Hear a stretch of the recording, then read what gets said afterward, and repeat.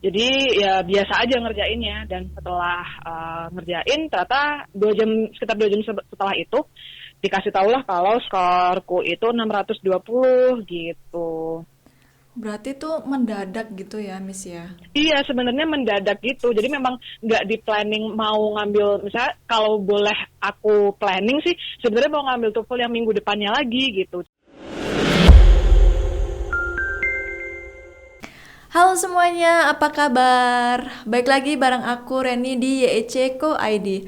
Akhirnya setelah sekian purnama kita nggak ketemu, aku bisa baik lagi menyapa kalian di sini di channel YEC Ko ID pastinya.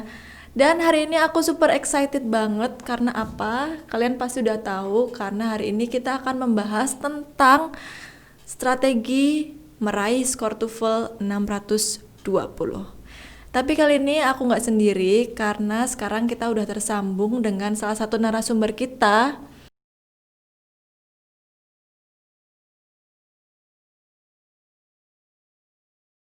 Di sini udah ada Miss Zafira. Halo Miss Zafira, apa kabar? Iya, Gimana kabarnya Miss Zafira? baik, alhamdulillah baik. Alhamdulillah baik ya. So, Miss Zafira ini adalah peraih skor TOEFL ITP 620 dan pastinya semuanya udah pada kepo dan udah pada penasaran banget gimana caranya untuk mendapatkan skor sebesar itu. Tapi sebelumnya boleh kenalan dulu, Miss. Perkenalan diri dulu biar lebih Oh, deket sama oke. audiensnya gitu. Perkenalan singkat aja ya.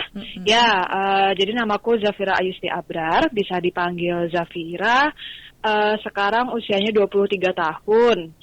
Kemudian sudah lulus dari Fakultas Psikologi UGM bulan Februari 2019 lalu. Gitu. Terima kasih. Oke, jadi itu tentang Miss Zafira ya. Jadi kemarin juga Miss Zafira ini sempat menjadi narasumber di sharing discussion kita yang diadakan oleh YCKO ID. So langsung aja, aku udah kepo banget nih pertanyaan yang pertama, yaitu pertama kali ngambil tes TOEFL ITP itu kapan sih Miss Zafira? Dan skornya berapa waktu itu? Oke. Jadi aku pertama kali ambil TOEFL, kalau TOEFL yang pertama kali banget itu sebenarnya TOEFL prediction dulu. Jadi itu tahun 2013, waktu itu kelas 2 SMA. Nah, jadi TOEFL-nya itu sebenarnya juga bukan aku yang daftar sengaja mau ikut TOEFL waktu itu. Jadi memang Oke. karena saat itu SMA bekerja sama dengan salah satu lembaga kursus bahasa Inggris, kemudian memberikan semacam tambahan pelajaran tentang TOEFL gitu. Setelah jam pelajaran sekitar 1,5 jam gitu durasinya, dan 2 kali seminggu. Nah, kemudian di akhir periode itu, jadi di akhir semester, itu diujikanlah TOEFL-nya gitu. Makanya TOEFL prediction. Dan saat itu skor yang aku dapatkan adalah 527. Itu yang pertama kali banget gitu. 527. Betul Jadi sekali. nggak langsung ke 620 ya Kak? Jadi maksudnya bertahap dulu kan ya, dulu 527. Mm-mm. Oke, terus gimana sih ceritanya bisa dapet skor 620 dari 527 tadi? Oke, kalau yang 620 ya. Jadi waktu ngambil TOEFL yang ITP yang dapat 620 ini, waktu itu tahun 2019, bulan Maret waktu itu, ingat banget.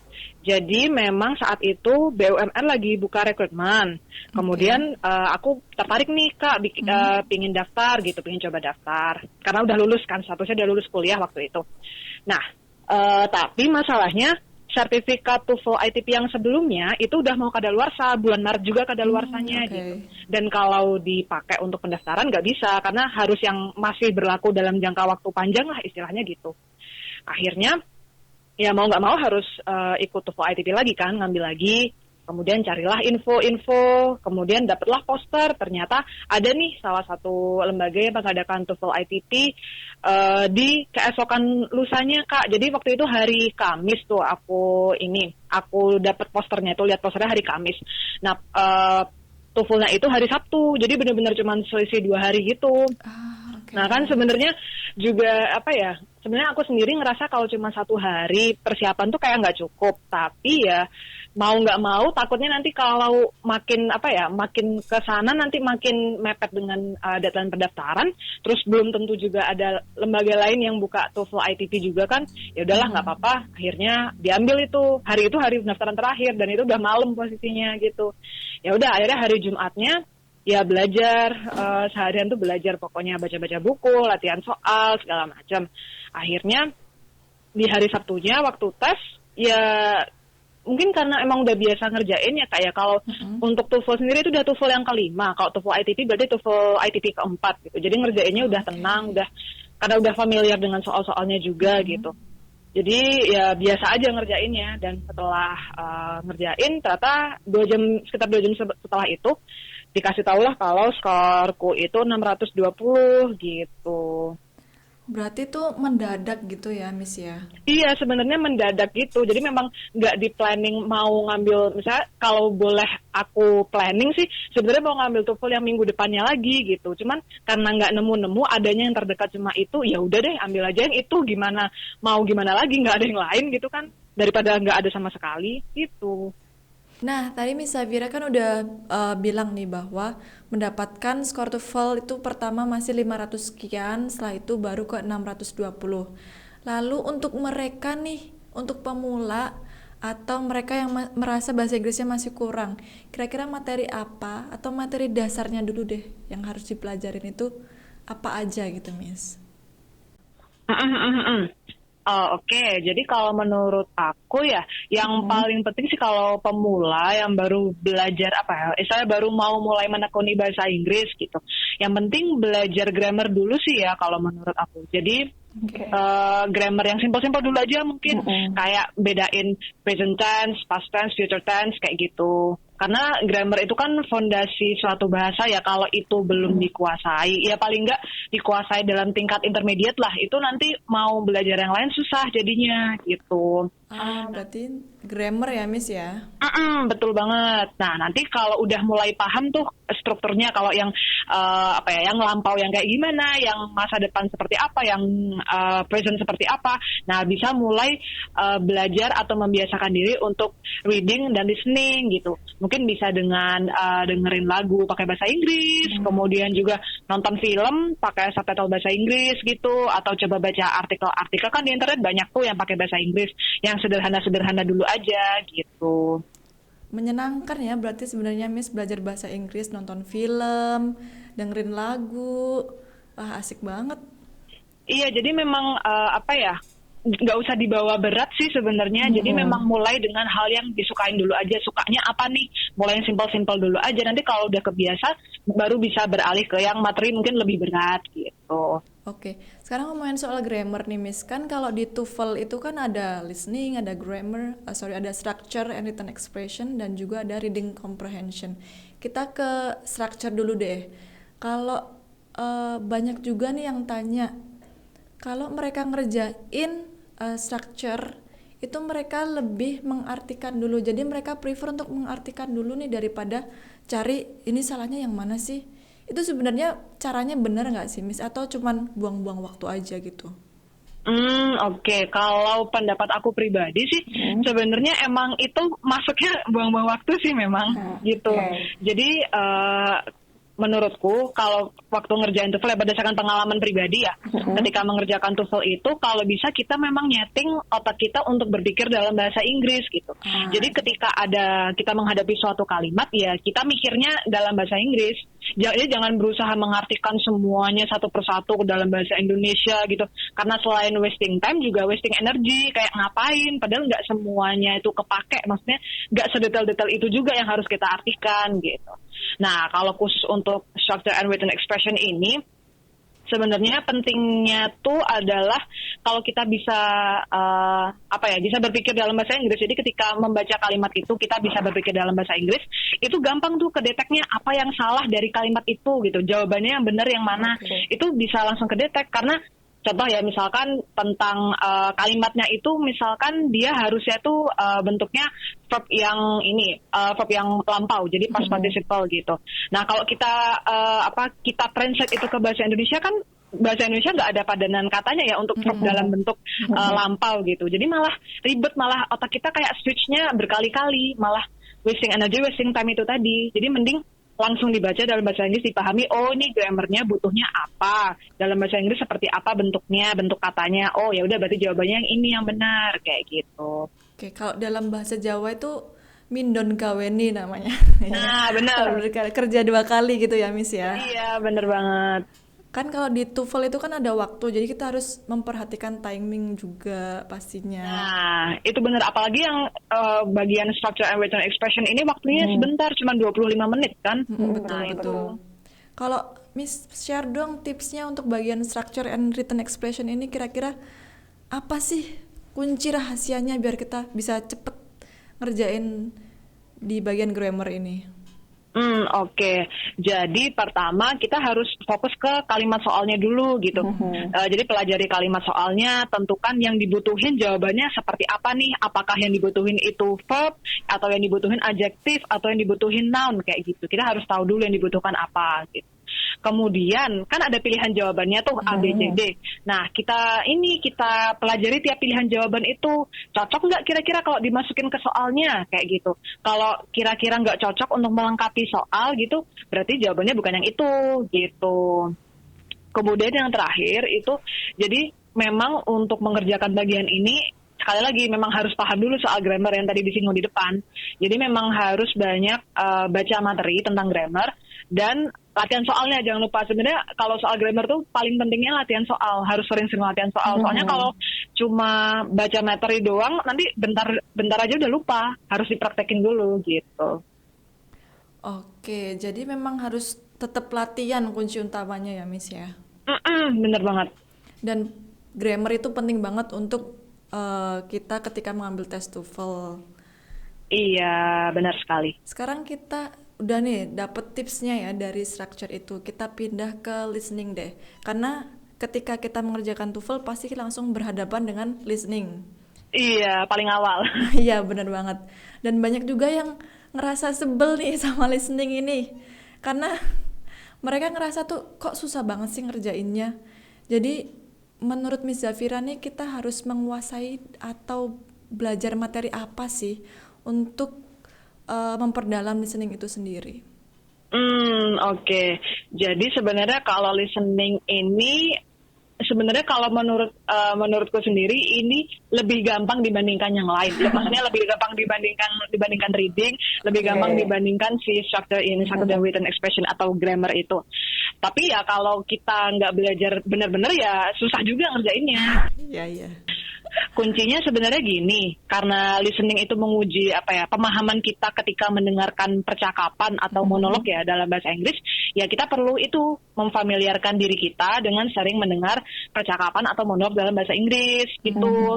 Kan sering tuh mungkin mungkin bisa sambil ini nonton film kayak gitu, kita nonton di Netflix lah atau streaming apa gitu, nonton film sambil didengerin, coba dipahami gitu, nggak pakai subtitle gitu, coba dipahami mereka ngomong apa kayak gitu. Terus juga bisa dengerin podcast kan banyak. Iya benar, podcast iya lagi tren nih. Makanya bisa dengerin podcast juga, tapi pilih yang bahasa Inggris itu gitu. Terus juga kan sebenarnya untuk listening ini juga bergantung sama aksen ya sebenarnya. Kadang native speaker tuh kan aksennya beda-beda. Ada yang British, ada yang American, ada yang Australian kayak gitu. Nah itu jadi bisa juga dibiasakan untuk dengerin orang dengan aksen beragam gitu. Jadi dengerin yang British iya, yang Australian iya, yang American juga iya gitu. So Miss Zafira tadi kan udah bahas soal listening nih. Kalau listening tuh kan juga ada part gitu kan Miss, beda antara part A, B sama C. Jadi kalau per partnya nih ada nggak tipsnya tuh biar cepet gitu ngerjainnya? Oke. Kalau tips per part ya. Kalau untuk keseluruhan dulu ya, dulu sebenarnya yang sangat berguna untuk bagian ini, untuk listening itu adalah ini, pastikan kita udah paham duluan nih instruksi tes bagian listening itu seperti apa. Jadi ketika kita menghadapi soal-soalnya, kan nanti bakal dibacain instruksi gitu kan dari audionya gitu. Kita bisa menggunakan waktu itu untuk curi-curi membaca pilihan jawaban yang ada di halaman itu gitu. Okay. Jadi sambil kita bisa mikir kira-kira kalau jawabannya kayak gini pertanyaannya apa sih kayak gitu. Jadi nantinya ketika udah dengerin audionya, ketika dengerin orang ngomong kita nggak bingung lagi gitu. Jadi cepet ngehnya. Kemudian kalau untuk per ini ya per partnya ya, kalau part A itu kan yang ini show dialog ya, itu fokus ke kata-kata yang diucapkan sama orang yang kedua ngomong. Karena biasanya jawabannya, gitu ya, Miss? Karena biasanya jawabannya itu ditemukan di situ, jadi fokusnya ke situ pokoknya. Kemudian, nah ini jangan pernah memilih satu jawaban karena dia terdengar mirip dengan yang kita dengarkan di audio gitu. Jadi kayaknya itu malah nggak boleh jawabannya ya, Miss, mirip-mirip. Jadi malah yang mirip itu malah salah. Biasanya pilihan jawaban yang benar itu justru yang sinonimnya atau apa ya, kata-katanya itu beda memang tapi maknanya sama gitu. Baik. Nah kemudian kalau untuk part B sama part C itu memang kita harus perhatikan betul-betul kata-kata di kalimat pertama kalau yang itu. Kan panjang tuh, biasanya kalau part B part C kan panjang. Nah itu jadi perhatikan yang kalimat pertamanya karena poinnya tuh biasa di situ. Gitu. Nah kemudian satu lagi nih, jadi untuk part B sama part C ini kan karena panjang memang dialognya atau monolognya, jadi kita harus mempertahankan fokus tuh, karena ya itu durasinya kan lebih panjang, bisa jadi nanti apa ya kebablasan terus nggak tahu deh jawabannya apa gitu. Jadi kalau boleh saran bisa itu tadi membiasakan diri dengerin podcast bahasa Inggris yang durasinya agak panjang, jadi sekitar 10 sampai 30 menit lah gitu. Dan biasain yang podcastnya itu beda-beda speakernya atau pembicaranya beda-beda. Jadi kita bisa sekalian ngelatih ini rekognisi suara orang gitu. Jadi tahu oh ini speaker yang satu ngomong ini, oh ini speaker yang lain ngomong yang ini gitu. Biar terbiasa juga gitu ya, Miss, nggak terpatok sama suara itu aja gitu. Betul sekali. Oke deh, tadi itu tips untuk listening. Sekarang kita pindah ke reading. Kemarin tuh ketika Miss Zafira ini menjadi narasumber, itu ada salah satu pertanyaan yang menurut saya ini agak sedikit aneh ya mungkin atau lucu, tapi make sense juga sih sebenarnya. Pertanyaannya itu tentang gimana caranya biar nggak ngantuk ketika ngerjain reading section. Itu menurut aku karena ketika kita udah ngambil TOEFL test itu berarti kita udah niat dari awal, dan kalau sampai ngantuk itu berarti mungkin ada sesuatu yang lain gitu. Itu gimana, Miss? Oke. Jadi gini, biasanya kalau ngantuk itu ada dua kemungkinan penyebabnya sih. Pertama, memang nggak suka baca. Yang kedua, nggak paham apa yang dibaca gitu. Betul. Nah, kalau untuk bagian reading ini sebenarnya biar nggak ngantuk, gini. Pertama pasti ya, jadi membiasakan diri untuk membaca bacaan dalam bahasa Inggris gitu. Nah, kedua kita bacanya nggak asal baca nih, ada teknik tertentu untuk bacanya. Jadi biar cepat bacanya, biar nggak harus detail-detail banget bacanya yang benar-benar dari awal sampai akhir gitu. Nah, tekniknya ini namanya skimming sama scanning. Nah, itu perlu diterapkan di reading ini. Jadi kalau di skimming itu kita membacanya istilahnya kita mencoba mencari poin utama dari tiap paragraf biar nanti dapat gambaran teks itu keseluruhan membahas apa gitu. Jadi kita cuma perlu baca ini aja, kalimat pertama sama kalimat terakhir. Udah biasanya poin paragraf itu ada di situ. Nah terus jadi setelah baca itu paling cuma nggak nyampe 5 menit kok. Kalau baca di awal baca pakai skimming ini nggak nyampe 5 menit. Setelah itu langsung masuk ke soalnya. Nah soal nomor 1 misalkan dia menanyakan apa, misalkan ada keyword khusus yang muncul di situ. Nah, nanti kita coba cari balik lagi ke bacaannya, cari keyword yang dimaksud tuh ada di paragraf berapa. Nah, ini namanya scanning. Jadi kita mencari informasi khusus. Gitu. Nanti udah dapat informasinya apa, keywordnya di situ. Oh, berarti jawabannya ada di situ. Ya udah, kita akhirnya memilih jawaban yang sesuai dengan itu. Gitu. Jadi nggak perlu yang memang harus dibaca dari awal sampai akhir diartiin gitu semuanya. Gitu. Kalau untuk teknik dari skimming, tadi skimming membaca cepat ya, sama scanning itu ada nggak sih? Gimana caranya kita untuk mengasah teknik itu biar kita tuh udah like a pro player gitu loh, Miss? Oke, kalau untuk mengasah teknik ini ya, jadi memang membiasakan diri baca-baca artikel yang mungkin bisa dimulai dari artikel yang ringan-ringan dulu, kayak gitu. Banyak kan sekarang artikel-artikel yang ditulis dalam bahasa Inggris di internet. Nanti kalau udah biasa baca ringan, bisa masuk baca koran. Kayak kalau koran Indonesia yang pakai bahasa Inggris kan ada Jakarta Post tuh. Nah, bisa coba baca kayak gitu, terus kita gunakan teknik scanning dan skimming itu tadi. Kemudian sebenarnya untuk bagian reading ini bisa juga ada apa ya istilahnya, ada sumber khusus untuk belajar tentang skimming sama scanning ini. Mungkin bisa buka websitenya British Council, itu nanti di situ ada lengkap dibahas tentang reading ini, termasuk teknik scanning dan skimming, dan ada latihan-latihannya juga di situ. Jadi bisa buat yang baik yang pemula maupun yang udah mulai pro gitu, bisa latihan di situ. Oke. Setelah itu kalau untuk tipsnya nih, tadi udah ada tips structure dan juga ada tips untuk listening. Sekarang tipsnya untuk reading, cara jitunya biar mempersingkat waktu sesingkat-singkatnya. Itu gimana, Miss? Boleh share dong? Oke. Jadi gini, kalau untuk reading itu yang pertama. Ini yang pertama banget ya, nggak perlu khawatir kalau kalian nggak gitu paham teks yang ada di situ. Jadi kadang kan kayak peserta yang ikut TOEFL tuh udah kayak takut duluan tuh baca teksnya, oh ternyata tentang fungsi otak, ya mana paham tentang fungsi otak kayak gitu, apalagi bukan anak IPA misalkan. Nah nggak perlu takut sebenarnya, karena semua jawaban di soal-soal itu ada semua di teksnya gitu. Jadi kita nggak perlu harus punya latar belakang pendidikan di bidang itu untuk paham teksnya, itu enggak, tenang aja. Pertama itu. Kemudian, nah itu tadi, jangan ngabisin waktu dengan membaca teks. Jadi pakai teknik skimming sama scanning tadi untuk jawab soal. Nah, kemudian ini satu lagi. Jadi kan kalau di reading ada pertanyaan terkait vocab juga ya. Biasanya kayak sinonim atau antonim kayak gitu. Nah, kalau misalkan benar-benar nggak tahu nih jawabannya apa, maksudnya vocab ini benar-benar asing, kita nggak pernah dengar sebelumnya, nggak pernah belajar sebelumnya, sebenarnya bisa kita istilahnya nebak kayak gitu sih, tapi nebak yang nebak secara akurat mungkin gitu. Jadi coba pahami konteks dari kalimat yang mengandung kosakata itu, atau mungkin paragrafnya sekalian. Kita pahami konteksnya apa, nanti kita bisa dapat gambaran nih, ini sebenarnya vocabnya ini apakah dia verb atau dia adjective atau dia noun, dan kira-kira tone-nya seperti apa sih, apakah ini sesuatu yang positif atau yang negatif, terus bisa dikira-kira gitu loh kalau dilihat dari konteks kalimat dan konteks paragrafnya. Jadi nggak perlu ini ya, Miss, tahu benar-benar artinya gitu.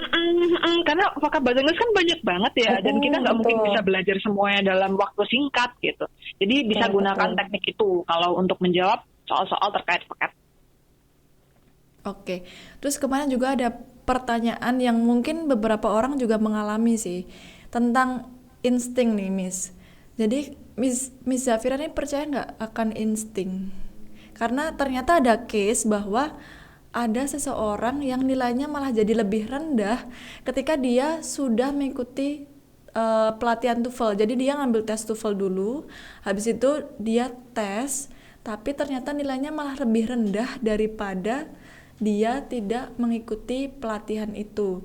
Karena ada juga seseorang yang berkata sama dia nih, si Mr. X-nya ini kita sebutnya, itu karena ada yang bilang mungkin beberapa di antara kalian bakal ada yang lebih rendah nilainya karena belajar terkait ini.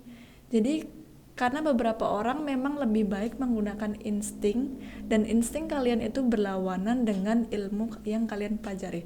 Itu gimana sih, Miss? Oke. Soal insting ya. Jadi kalau aku pribadi sih sebenarnya percaya kalau insting ini memang berperan penting dalam pengerjaan tes gitu. Mungkin aku contohin pengalaman pribadi dulu ya.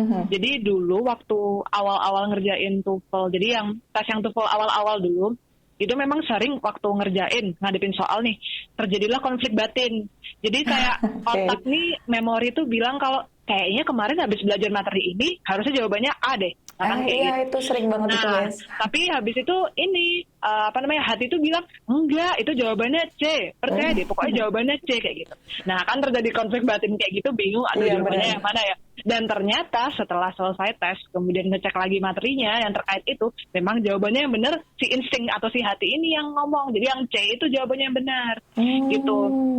Nah, tapi walaupun kayak gitu, bukan berarti kita nggak perlu belajar sama sekali tuh dan ngadepin TOEFL ya udah sih percaya insting aja kayak gitu. Karena insting itu perlu diasah istilahnya gitu. Insting juga perlu diasah. Nah, kalau menurut aku pribadi, insting itu apa ya semacam satu tingkat lebih atas. Jadi satu tingkat di atasnya memori atau hasil pembelajaran kita gitu. Oke. Kan kalau kita belajar ya, kita memahami materinya, kita mengerjakan latihan soal dan itu berlangsung terus-menerus kayak gitu. Itu nanti kita jadi paham kan, oh iya jawabannya kayak gini, berarti kalau ada pertanyaan kayak gini, jawabannya kayak gini. Nah itu terekam nih di otak kayak gitu. Karena kita terus-terusan mengerjakannya, terekam di otak, masuk long term memory, lama-lama masuk alam bawah sadar tuh.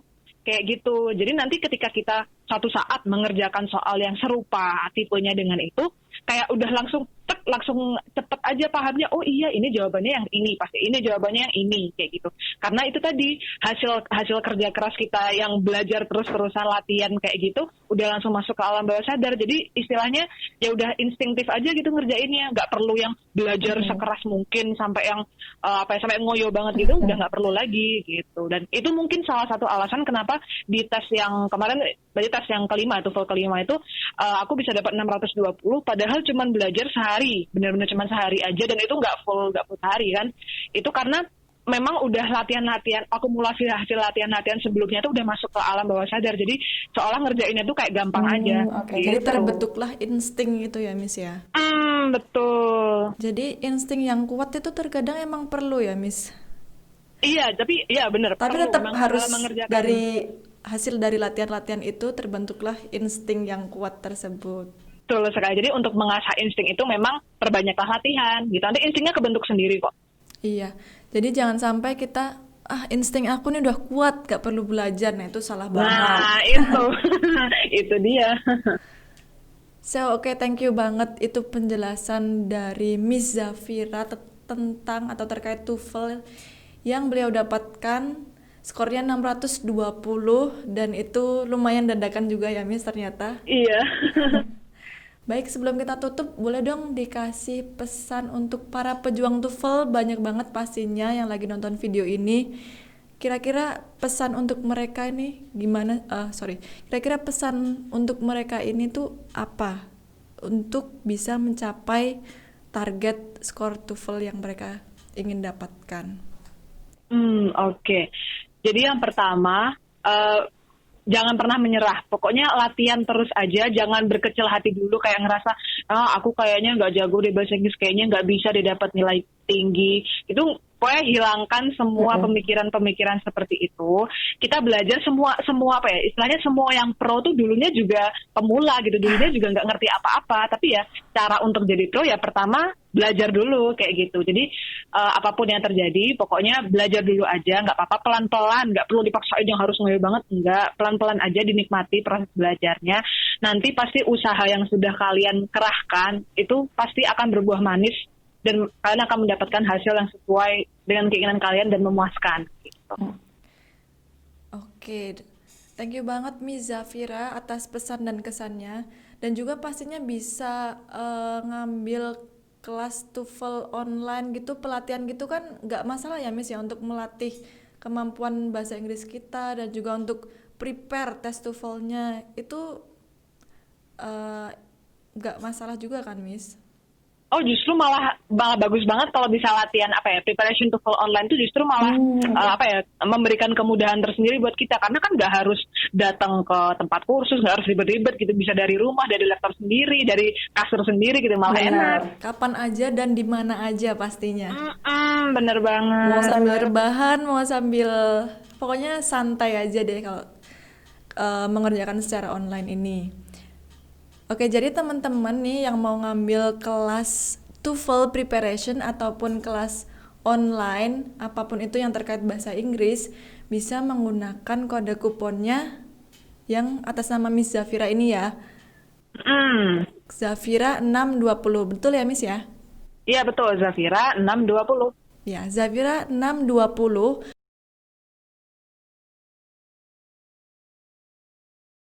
Saking excitednya banget sih. Sampai susah berkata-kata karena ini benar-benar promo untuk kalian semuanya yang lagi nonton video ini. Buat kalian semuanya yang mau ikut kelas TOEFL preparation bisa pakai tuh kodenya Miss Zafira tadi, yaitu Zafira 620. Begitu ya Miss ya? Iya. So, thank you banget Miss Zafira atas ilmunya yang sudah diberikan. Kita semua berharap yang nonton video ini bisa mencapai skor TOEFL yang ditargetkan atau yang diinginkan gitu. Amin, iya. Dan thank you banget yang udah nonton. Jangan lupa kalian bisa tulis skor TOEFL kalian targetnya tuh berapa di komen. Jadi nanti kita ikut mengaminkan gitu ya. Nanti kita ikut berdoa agar skor TOEFL kalian bisa tercapai. Amin. Dan jangan lupa juga untuk like video ini kalau kalian suka dan share kalau menurut kalian video ini bermanfaat. Thank you very much for watching and see you. Bye. Jangan lupa like, subscribe, dan komen di bawah untuk request topik selanjutnya.